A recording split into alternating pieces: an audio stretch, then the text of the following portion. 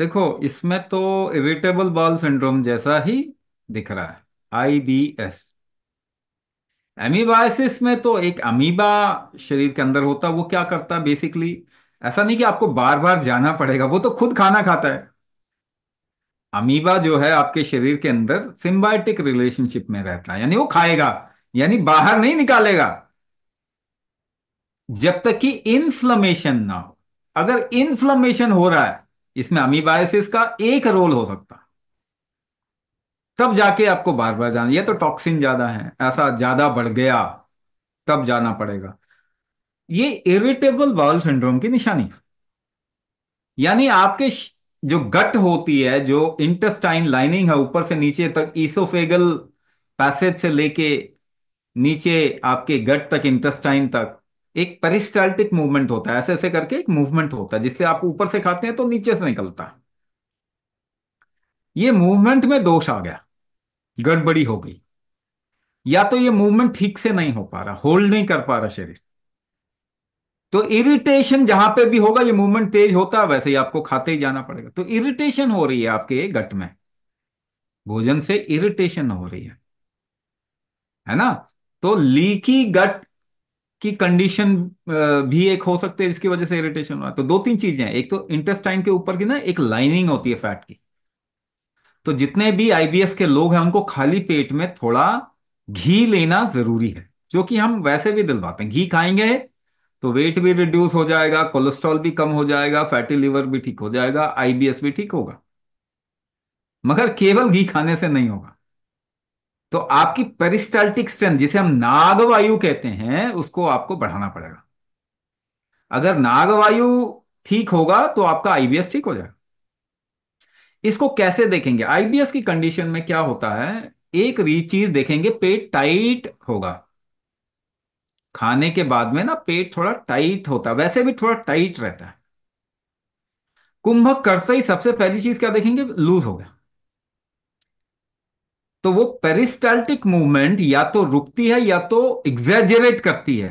इस तरीके की सिचुएशन होती है, रुक गई फिर एकदम से चालू हो गई, फिर रुक गई फिर चालू हो गई।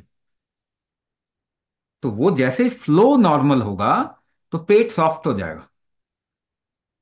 इनिशियली सफाई होती है, इनिशियली सफाई होती है, मगर कुंभक करने वाले में ये देखा गया है कि वो जो खाते ही जाना पड़ता था, धीरे धीरे करके वो सेटल डाउन हो जाता। अच्छा, इसमें और क्या सपोर्टिव चीजें हो सकती हैं? और सपोर्टिव चीजें हो सकती है कि गट का जो फ्लोरा है, माइक्रोबायोटा कहते हैं, कि हमारे आंतों में सूक्ष्म जीवाणु होते हैं जो डाइजेशन का काम करता है। तो आप कोई भी केमिकल खाते हैं तो वो जीवाणु सारे मरते हैं। इसी वजह से आपका डाइजेशन और इस तरीके का बावल का इरिटेशन ये बहुत बढ़ रहा है आज के टाइम। कॉन्स्टिपेशन होना, या ठीक से साफ नहीं होना, या पाइल्स हो जाना।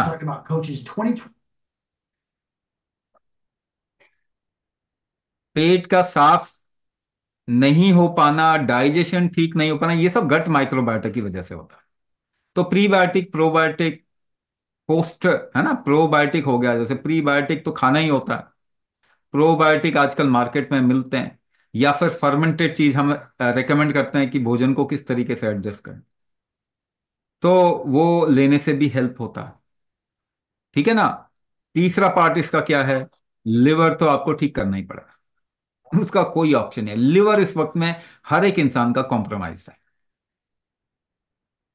तो लिवर ठीक करें, कुंभक से लिवर ठीक होगा। नागदोष जो है वो पेरिस्टाल्टिक मूवमेंट वो ठीक होगा। भोजन को थोड़ा करेक्ट करेंगे तो ये IBS ठीक हो जाएगा। दूसरी बात, कोई अगर अमीबाइसिस भी है, अगर शरीर के अंदर कोई जीवाणु है, तो वो गर्मी से जाता है। आपके शरीर की गर्मी अगर बढ़ेगी तो वो फ्लश आउट हो जाएगा, मर जाएगा या निकल जाएगा।